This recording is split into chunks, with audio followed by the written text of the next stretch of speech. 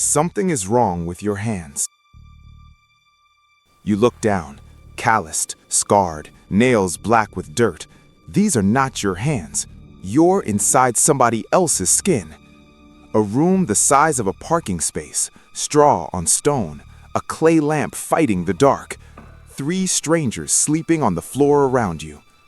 Through a tiny window, rooftops, smoke, and a pink sky over a city so dense it looks like it's eating itself. You're on the 5th floor of something called an insula, the world's first apartment building. 7 stories, packed with families, held together with plaster and prayers. You go downstairs. The door opens and the city hits you like a wall. Light, noise, bodies, smell, everything at once. Buildings 5 and 6 stories high, wooden balconies reaching across the gap like hands trying to touch. A man in a white toga walks through and the crowd parts for him. 3 feet behind him, a man with a shaved head and an iron collar locked around his neck. A slave, following, eyes on the ground. 1 in every 3 people in this city is someone's property. The ground under your feet, stone, not cobblestone, engineered. Layers of gravel, sand, and flat stone fitted so tight that 2,000 years later, some of these roads are still there. Under highways, under parking lots, same stone. You were in Rome in the year 120 CE, the greatest city on earth. And the graffiti, it's everywhere. Names scratched into walls, insults, election slogans, a drawing of a gladiator. Gaius loves Sylvia. Underneath, Gaius is an idiot. This is Twitter, 1900 years before the internet. Humans doing exactly what they've always done, writing their names on walls and insulting strangers. Some things never change. Above the rooftops, something impossible. A highway in the sky. The aqueduct. Stone arches 3 tiers high, water flowing on top from rivers 40 miles away. No pumps, no electricity, just gravity and math.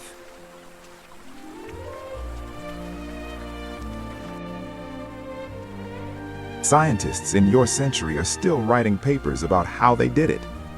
A fountain in the wall, a lion's mouth pouring cold, clean water into a stone basin, constant. This city has running water, free, drinkable, running water, over 1 million liters a day. After Rome falls, European cities won't have this again for 1,700 years. London in 1850 was drinking from its own sewer. Rome in 120 had better water than most of the world would see until the 20th century. Then you see the toilets.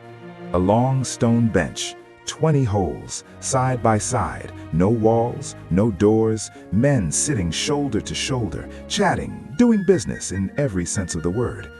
Below them, running water carries everything into the Cloaca Maxima, the great sewer that empties into the Tiber River. At least they have a sewer system. Paris won't figure that out for another 1,000 years. The Forum opens up like a stadium after claustrophobic streets. Marble so white it hurts. Columns taller than anything in your neighborhood. Trajan's column spiraling upward, tiny soldiers carved all the way around it, still sharp enough to catch the light. Every word being spoken here will shape the language in your mouth. Latin, Senate, Republic, legal, justice, library, doctor, calendar. Calendar, you see the month carved in stone. July, named for Julius Caesar. August, Augustus Caesar. September, you know sept means 7, but September is the 9th month because Romans started their year in March, and when they changed it, nobody fixed the last 4 months. That 2,000-year-old mistake is still on your phone right now. Your body knows where it works. A cloth stall. Marcus, thick beard, tosses you bread. About time. You sort coins, silver denarii. The face on them, Hadrian, Emperor, 120 CE. Now you know when you are. On the shelves, wool from Britain, linen from Egypt. Somewhere in this market, silk from China. 18 months on the road to get here. Global trade, supply chains, 2,000 years before Amazon. The bathhouse is the size of a city block. You step inside and steam wraps around you. Voices echo off ceilings higher than any room you've ever been in. This is not a bathroom. This is Rome's gym, spa, library, and social club, all in one building. Under your feet, a system of tunnels channels hot air from furnaces, a hypocaust. The floor is warm, the walls are warm. Underfloor heating, invented right here. The rest of the world won't rediscover it for 1900 years. Naked men everywhere, senators next to bricklayers. In a city where your clothes tell everyone your rank, the baths strip that away, literally. A man scrapes olive oil and dirt off his arm with a curved metal blade, a strigil. No soap exists yet. Oil, scrape, rinse. In the corner, a library. Books inside a bathhouse. There's a man arguing politics in the warm pool. This is social media. The algorithm is architecture. Hot rooms push you toward cold rooms, and along the way, you pass everyone in the city. You hear everything. You share everything. Facebook didn't invent the feed. Rome built it out of marble and steam. The thermopolium steams. An L-shaped stone counter with clay jars sunk into the surface, each one bubbling with something hot. Lentil stew, bread, watered wine, 3 tiny bronze coins. You eat with your fingers. The stew is sharp with garum, fermented fish sauce. Sounds disgusting. It's incredible. They put it on everything. It's the ketchup of the ancient world. Here's what stops you mid-bite. This stone counter, this grab-and-go setup, this is fast food. Pompeii alone had over 150 of these, a town of 11,000 people. McDonald's opened in 1940. Rome had fast food 2,000 years earlier. A friend drops 2 wooden tokens on the counter, seat numbers, for the place you can already hear rumbling in the distance. The Colosseum doesn't appear, it arrives. You come around a corner and it fills your whole field of vision, stacked arches of stone rising against the sky, complete, unbroken, brutal. No ruins, no tourist ropes, no scaffolding. 50,000 people already inside, and the sound rolls over you like weather. You climb stone stairs, hand on walls carved with names, ancient fans leaving their mark. Your tessera gets you to the upper tier. You step out into daylight, and the arena drops away below. Sand, yellow, raked smooth, dark patches. The Valerium, a massive canvas awning, stretches overhead, adjusted by actual sailors from the Roman Navy. This is a retractable stadium roof. They won't build another one until the 20th century. Underneath the sand, you can't see it, but you know, there are tunnels, trapdoors, elevators operated by slaves and pulleys, designed to lift animals and fighters up through the floor. Stage machinery, special effects, 2,000 years before Broadway. And here's the part that should really bother you. Entry is free. Free. The emperor pays for this. Bread and circuses give the people food and entertainment, and they don't ask uncomfortable questions about power.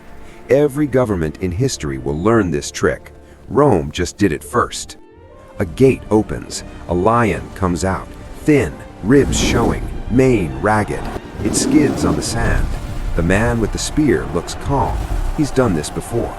The crowd screams in delight. Gladiators come next. And here's something the movies get wrong. Most of these fights don't end in death. These men are expensive, years of training, specialized diets, mostly barley and beans for bulk. They have doctors, trainers, managers. They have fans. Gladiators are the athletes of this world. They endorse products. Women scratch their names on bedroom walls. Their sweat gets bottled and sold as an aphrodisiac. Ancient celebrities, complete with merch. Then the criminals come out, hands tied, no weapons. The gate opposite rattles. A boy near you stands on the bench, grinning. You watch, because everyone watches, because this is how power works. It makes everyone complicit. Back home, you'd call this a war crime. Here, it's a Tuesday afternoon with snacks. The sun drops, and when it's gone, it's really gone, in a way you've never experienced. No streetlights, no headlights, no screen glow, nothing. Oil lamps flicker in doorways, a torch at an intersection, but the darkness between them is absolute. Heavy carts roll through the streets, banned during daylight by city law, the first noise ordinance in history. But at night, the wheels grind on stone, drivers curse donkeys. The poet Juvenal said nobody in Rome can sleep. Men with buckets and axes patrol the streets, the vigiles, firefighters, the first organized fire brigade in history, because this city burns regularly. The wooden upper floors catch fire so often that this is just Tuesday. Your fire department back home? Your 911 call? It started here with these men carrying buckets through the dark. You climb back to your room. Through the tiny window, stars. You've never seen this many. The Milky Way isn't a smudge, it's a river of light, thousands of stars.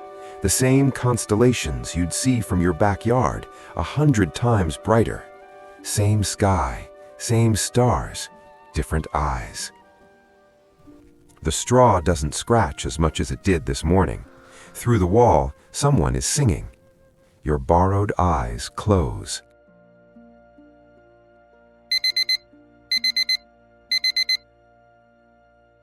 White ceiling, smooth, a smoke detector blinking green. Your hands, soft, clean, no calluses. Your back. You turn the tap, hot water, instant. And for the first time, you don't see a tap, you see an aqueduct, 40 miles of stone and gravity.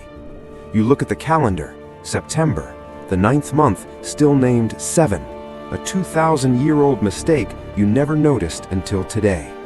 Your apartment, your roads, your plumbing, your fast food, your legal system, your calendar, your fire department, your stadium entertainment, your celebrity culture, your language.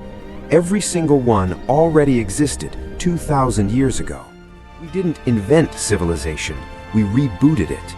And the reboot took 1,500 years. You'll spend the rest of your life not quite sure you weren't there.